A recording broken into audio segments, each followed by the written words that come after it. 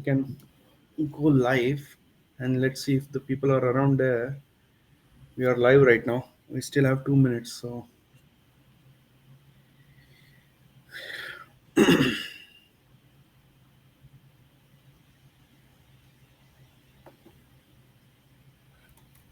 all right. It's 7:28 here, and I know in India it's 6 o'clock or close to Yes, just about to a.m. turn six.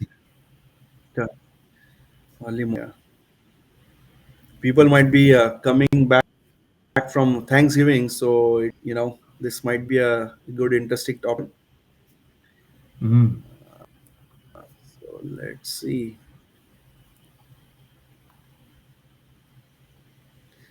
It has been snowing here. Oh, is it? Yeah, Is it it is is it now usual this time of minus the five year? Is it degrees. usual or has it started early? Generally, I mean, last year it has been it is all over but usually it starts around December. But now the snow has been early this year. Mm. Uh, so it snowed. This time it is, yeah. Some areas are getting like which is big. You can't drive. So Here it was raining almost till a couple of weeks, 3 weeks back. So the oh, climate cycles have all gone all. cycles and yeah. Tropical weather has, it's you can go do any outdoor events 12 months of the time. There is a limit in here. We can't go out like 6 months because when there is a cold, that's all right. We are almost 1 minute away.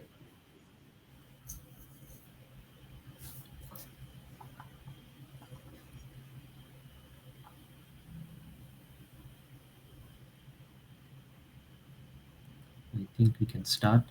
Okay, right up that time. Yeah, go ahead, Shantanu. You take it. All right. Yes, thank you, Aniket. Good morning, good evening, everyone logging in onto this seventh podcast of our series where strategy meets execution. Um, Excited really again to be talking to Aniket and welcome you all to whoever is joining this podcast or listening on to this afterwards as well. Today we are going to talk about some a very pertinent topic, something which is close to the heart of many small and medium business owners. We are going to talk about human-centric automation. Again, throughout the podcast series, we have dealt with a number of topics, and this one stood out as something which which bothers or which is at the top of the mind of many of our cohorts, colleagues in the small, medium manufacturing businesses. Uh, so we'll dive into the topic. My name is Shantanu Kelkar. I have about 20 plus years of experience working in global strategy and marketing profiles with companies like Emerson Process Management, Frost and Sullivan, and Honeywell Automation. My real focus is blending the traditional business wisdom with new technology driven solutions, something that we are tackling it as part of this podcast series as well. So which helps companies turn the complexity and the challenges into growth opportunities, right? So I'm joining today with Aniket. So Aniket, over to you. Yes. Hi, everyone. Good evening to those who are joining in Eastern Time Zone or Pacific Time Zone in US, and good morning to those who are joining from India in early morning. I'm Aniket. I'm working as a senior consultant here in Indianapolis for a pharmaceutical company, working on a robotics automation of that. I'm a ex Amazon and ex Cummins. Have almost 15 years experience. Drove some like $9.6 million savings at Amazon, where I was working on some warehouse automation project. I do have a Lean Six Sigma and operational experience certification. Uh, and I'm excited to join this stage with Shantanu, and talking about this topic of how do you overcome the resistance to the championship to get the championship on the automation side of it. So let's dive into the topic one by one, and then hopefully we'll give you a lot of data and facts and figures. There is much, we have prepared a really good presentation for you. So hope you enjoy that, and if you have any questions, do reach out to us. Let's dive in. Yep. Let's get in. Let's look at this. Let's look at this, Aniket. Diving into the core problem here. What I see is what they call a workforce paradox in small and medium businesses, manufacturing sector. How do you define that? What are your Yeah, thoughts on that? it's absolutely. It's a messy situation. You have 74% of IoT pilots that are failing to scale because the operators, they are not involved, right? And at the same time, you have workers that are terrified of losing their jobs. They think this automation, AI, robotics is gonna take our jobs. Uh, Even though industry is desperate for people, but there is another, like, myth, or I would say, like, the feeling that people are thinking, oh, it's gonna take our jobs.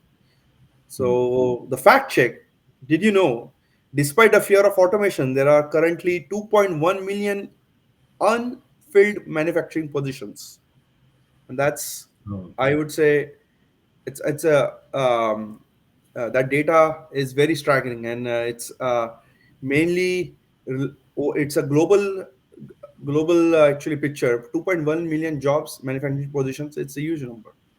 yeah, and indeed a paradox, because here on one end we are talking that the technology, the new technologies uh, are feared to be taking up the jobs, but then at the same time there is a gap in the skill sets, and people have, or companies have jobs where they are not finding people to do those, right? The technology barriers have collapsed. Cobots, for example, are cheaper than ever, but the cultural barriers are still standing. I think that's what the core issue could be. So 100%. let's probably look at that from that angle in a bit more detail. Absolutely. Let's go to the next slide, and let's look at this fear versus the reality, right? Let's look at Hmm. these numbers. On that fear, a staggering 77% of the workers, they are concerned about their AI job loss, right? So what do you think, Shantanu? Is that Uh, a perception issue, yeah, it's. or? I think it's a, yeah, as it says here, it's more a perception issue. It's how probably some of the, I wouldn't want to generalize that, but what they call some prejudiced views, and for Mm-hmm. not for they are there for good reason. I don't uh, Mm. obviously blame the entire workforce for that, but it's slightly removed from reality. If you really look at data, really look at the numbers, there are 20 million manufacturing jobs that are projected to be automated by 2030, which could be some cause for panic. But the reality is quite opposite, or actually quite different from what those numbers might project. We are also looking as I said, on the other hand, looking at a labor scarcity, not a surplus. So uh, that's there. The numbers tell the story, which is different from what the perception is. 100%. You're right. Yeah, and if you look at the data, jobs in AI exposed occupations, they are actually growing. Plus, there is Hmm. 56% wage premium for workers who have AI skills. So, this is the right time to go and acquire those skills. Um, Yeah, and you need to keep upskilling yourselves. I think that yeah. has been true since the time of the industrial age, right? Hmm. Automation is not the enemy of the worker; it's a path to a better paycheck, as they say. Correct. All right. Let's look at the next slide. It's a perfect storm. So what? So I think most of our viewers in the SMB manufacturer, they might be wondering why act now, right?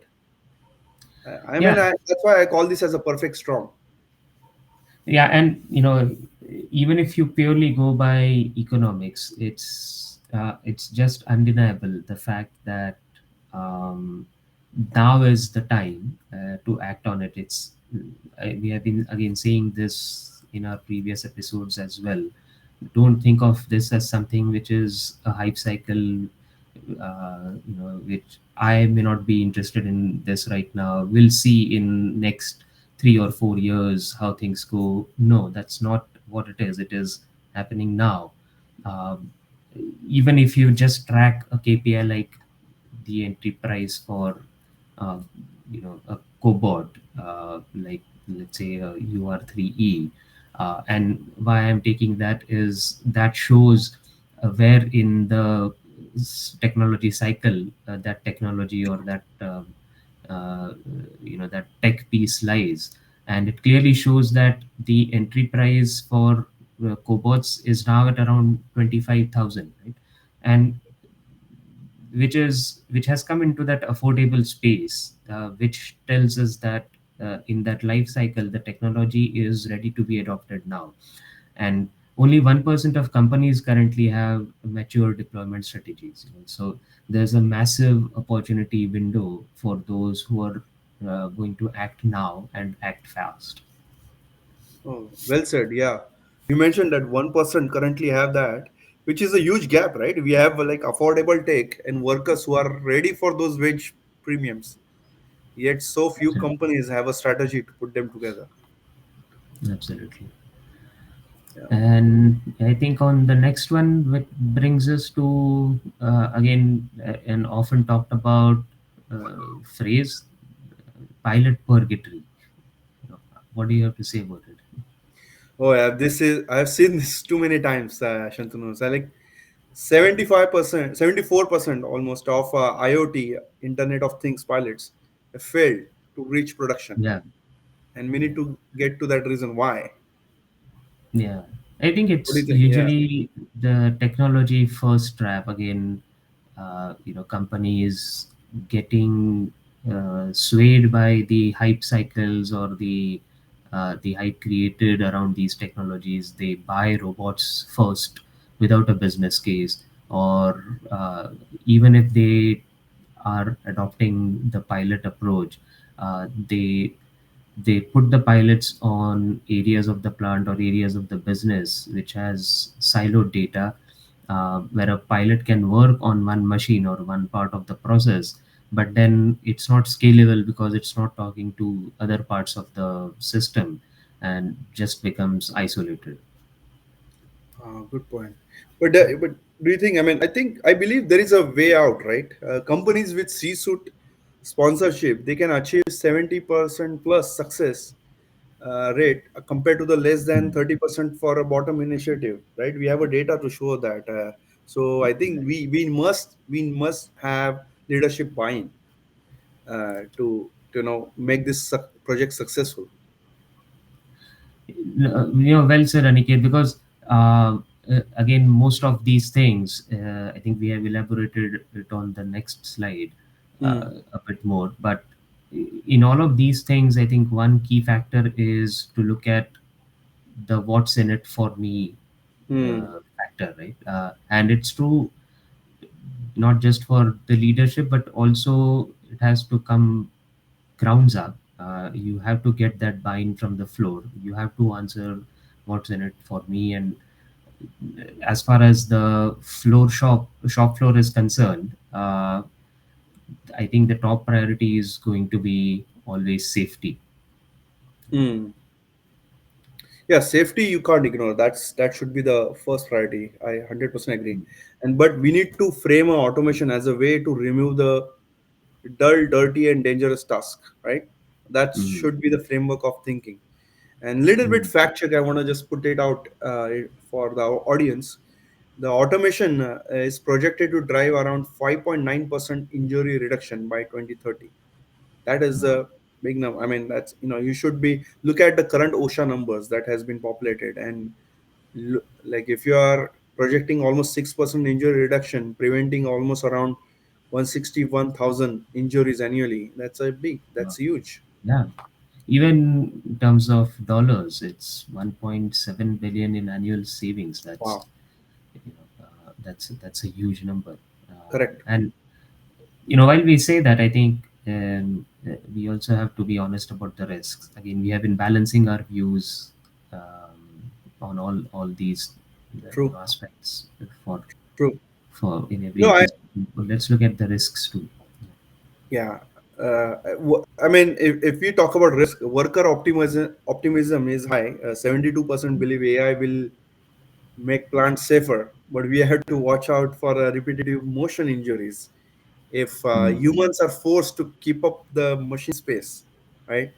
So that's why you have to start small, Hmm. do the pilot projects, look at the FMEA, and we all can. Shantanu and I have broader experience in these industries. We can all help you with those framework, how to think about those risk level, how to do a systematic risk analysis, and things like that. Yeah, absolutely. And I think it's, every coin has two sides. So Mm. we need to be aware of these risk factors as well. I think you mentioned an interesting point, Aniket. You mentioned pace, and if you look at the data on the next slide, Mm.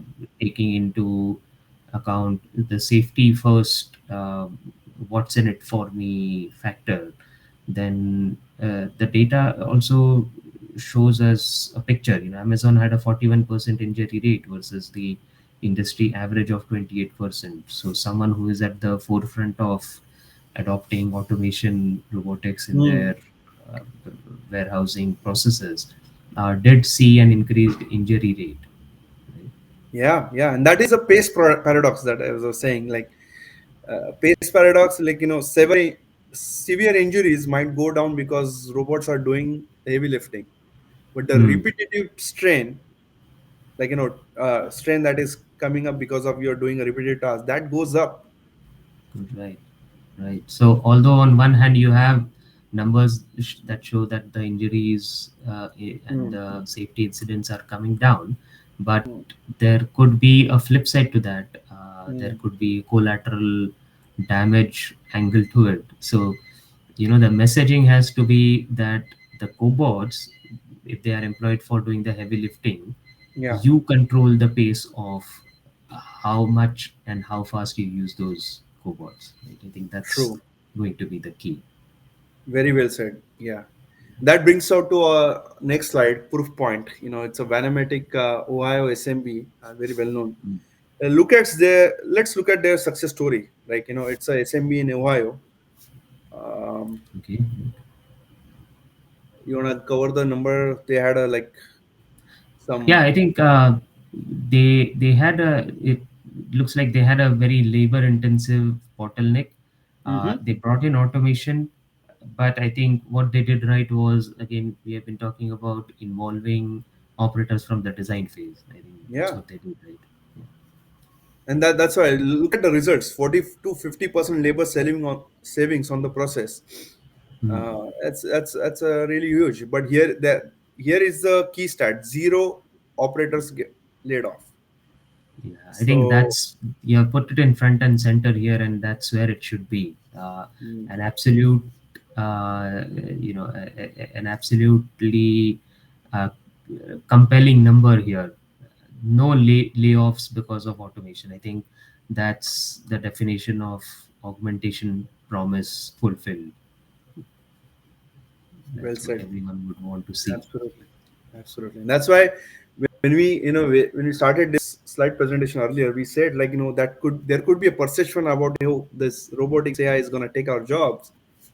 We're showing you the facts and figures. Now you drive the conclusion. What do you think, right? Yeah, But then that's why I think what Shantanu earlier said, that we have to adopt, we have to embrace this change.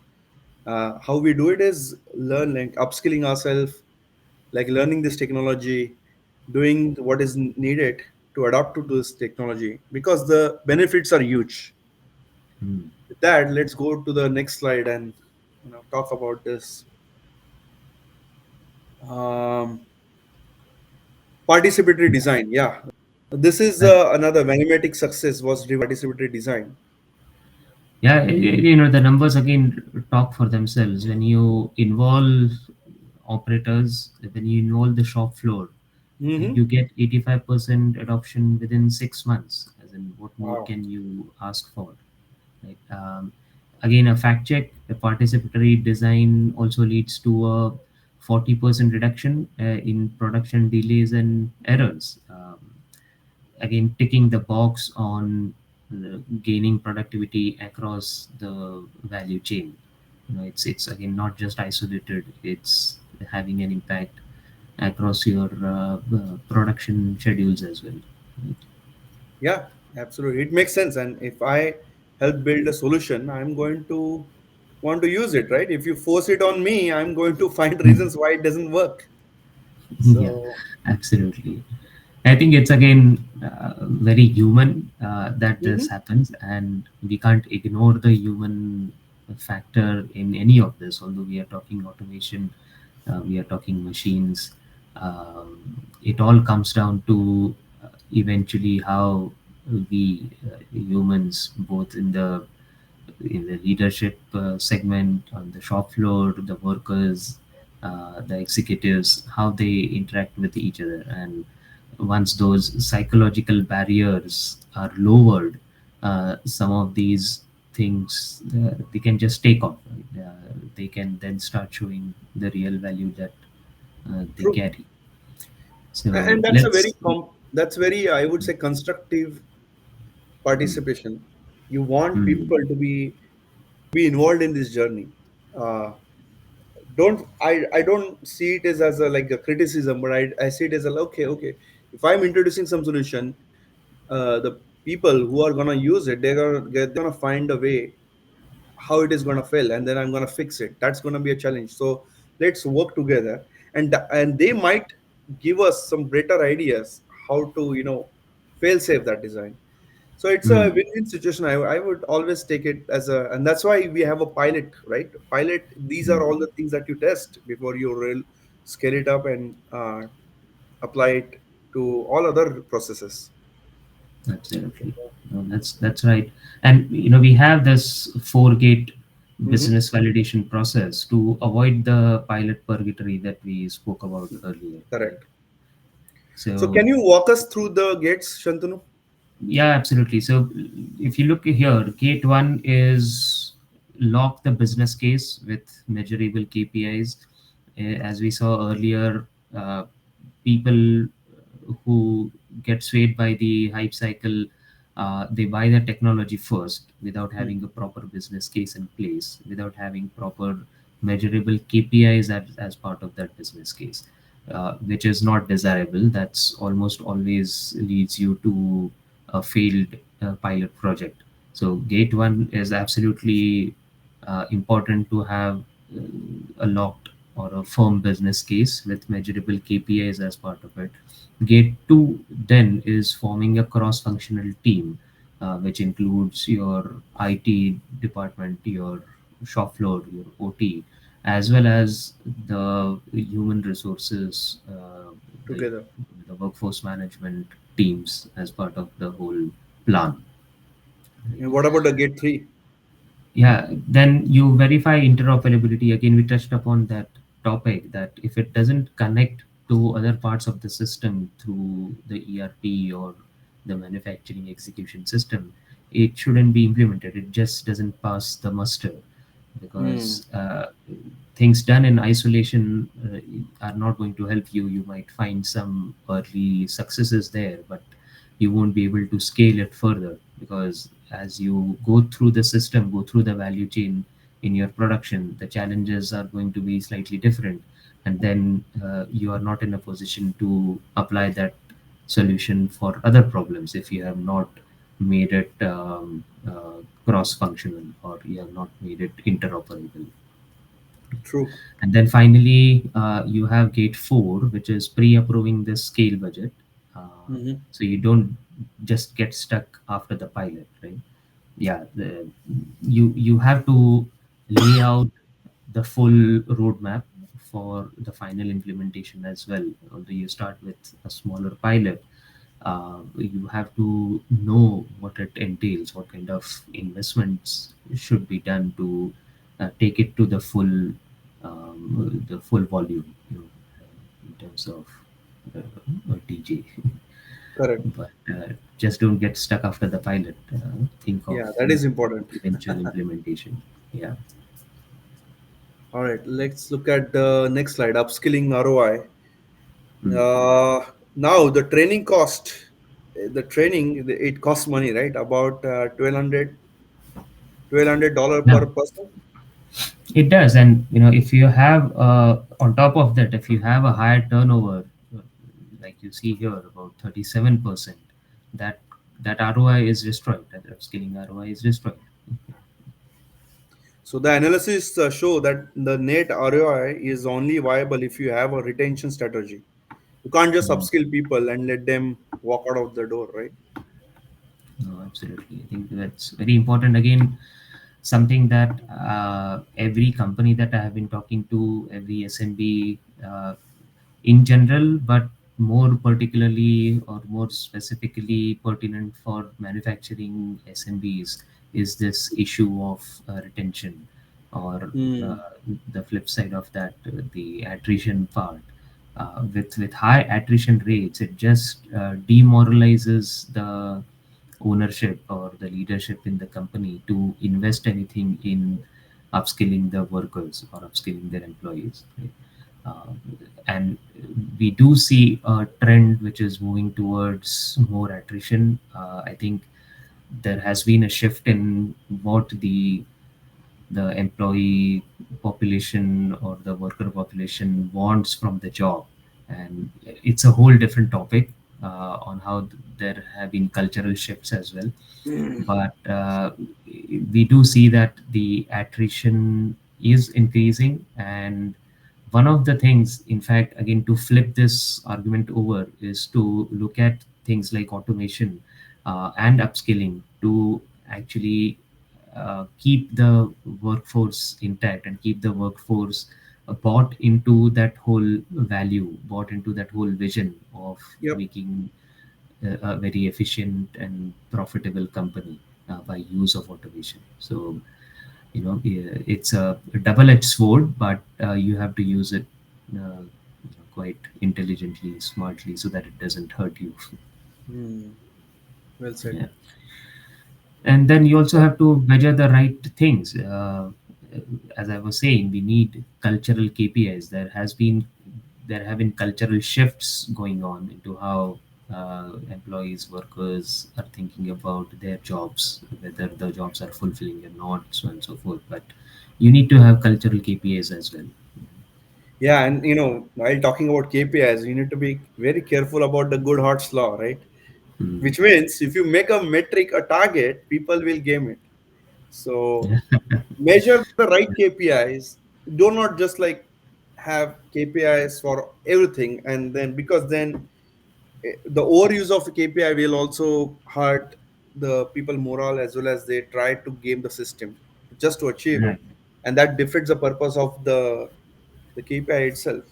So Yeah. No. right, yeah, Exactly. Yeah. As I said, it's a double-edged sword, and in order to make sure that it doesn't happen that way, we need to use some filters. Let's say for innovation rate, for example, here we can have a KPI like zero point 0.3 ideas per employee, but then we also apply the quality filters on top of that, so that people are not just submitting junk data to hit young that data to the quota of quota. a certain idea per employee Good number. point. Good point. Yeah, that's why you need to put a thought when you're designing it, and also creating a like proposal for those KPIs. Mm. Yeah, and Mm. for digital adoption, we look for 40 to 50% weekly usage combined with actual OEE impact. That is also big. Mm. Interesting. Yeah, I think it's true for any KPI. It's easy or simpler to just take a few things like, increase the sales target, increase the OEE of the machine, or even profitability. You could have some goals around how much gross margin or net margin you want to achieve, and you can use those as KPIs. But always at the back of the mind while designing those KPIs, we need to be aware that some of those things can be flipped or gamed, and you might not actually achieve the desired result. In fact, you might end up achieving the opposite result of what Opposite you results. initially started off. True that. True Yeah, that. so that's very important. All right, let's look at All this right. five pillars. Yeah. Yeah, so let's bring it all together in a way. We have five pillars of human-centric automation. So Yeah, let's go so through that. let's recap them quickly. First one is WIIFM, which is basically saying lead with the safety, right? Mm, Um, the second one is the participatory design that we talked about, operators co-create. Third one is the four-gate validation, which is, we were talking about business before tech. yeah, and Uh, I think we and rounded up with turnover ROI, model retention, and quality KPIs. You just use the right kind of quality filters to prevent gaming of KPIs. so that's why you need all of these five. Partial implementation just increases your failure risk. That's Mm, why I wanted to. So just consider whenever you implementing, this is the strategic roadmap you need to follow. These five pillars are very, very important. All right, with that, let's go on to the next slide. It's short on the Okay, night. great. Now I think this framework here really lays it down quite well. It lays out the flow. You can clearly see how safety feeds into participatory design, then which then leads to fast track upskilling. Right? It's all sort of a cause and effect Mhm. framework here.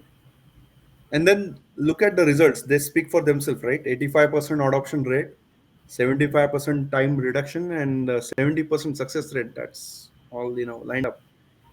Yeah, great. Let's look So at. let's do a deep dive on the messaging here. Before we wrap up, let's just emphasize some of these key points one last Mhm. time. So, Yeah, so for me, it would be the wrong way is to say robot increases line speed by 15%. okay, and I think the right way then would be to say that this cobot is handling a 50-pound weight lift that injured three workers last year. That's the right way to put the real value out there. True. And remember the three Ds, right? Dull, dirty, and dangerous. That's Hmm. what you are removing with the robotics automation. Remember that three Ds. Yeah, I think you are very good at getting very good at developing those new acronyms. But that helps. It That helps you helps. Yeah, remember. You know, correct. good way to remember dull, dirty, and dangerous, and you can use it in your life outside automation as well. Yeah, these are all the thumb rules, right? I mean, try to easy to remember and easy to implement also, right? When you're thinking about that. Great. All right, the last one, 90 Yeah, days implementation roadmap. Yeah, you wanna. right, right. So we don't want you to leave without having a roadmap in front of you. I think again coming down to the practicality of all this. Let's look at this 90-day roadmap of implementation. Yeah, the week one is first 2 weeks are a discovery, walk the shop floor, which is called as Gimba, right? Identify the Hmm. pain point, talk to your workers, secure that C-suite sponsor. Right. Then And the yeah, yeah, I think week 3 and 4 you can focus on the design aspects, especially as we spoke about participatory design. Form your pilot team, get a buy-in from your shop floor, from your executive team, from your resource management teams, and contact your local MEP center. Again, functionally, those would be some key participants in the pilot project. true. And then the week 5 to 8 are the pilot, deploy on just one machine and train the team. Hmm. And then finally, I think week 9 to 12, that's when you really scale it up. You validate the ROI on the pilot and you put in the budget for expansion of the entire work process. Right? Yeah. That's the playbook, right? Human centric, safety first, and strategic. So Right. yeah, take a snapshot. We will be sharing this through our LinkedIn post. We'll be sharing this PDF. But thanks all for the listening. I think it's almost top of the hour. Again, as I said, please reach out to us if you want to hear more on any of this topic, or have any questions. I will go to that slide, the slide number 2, where we have our contact details. This is Shantanu's. You want to talk about anything? Final Yeah. note, Shantanu? Yeah. No, yes, thank you for listening in today. And again, we both are very passionate about these things, and we would like you to also contribute to this whole discussion. Leave your comments, leave your questions. Let's just start a discussion around these very pertinent topics. I think if we do want to see a change in the industry adoption rates of automation, of robotics, it has to come from all angles and all strata of the industry, right? It's not just government talking about policies. It's not just some of the leading companies on the front adopting these technologies and then others following in. It has to come, the swell has to come grounds up as well, and it's people like you and me, and our listeners here who are going to bring that swell. The more we keep talking about these, the more we keep discussing and exchanging thoughts and ideas, the it's only going to get better from here, right? So reach out to us. Yep. Yep. And this is all my details.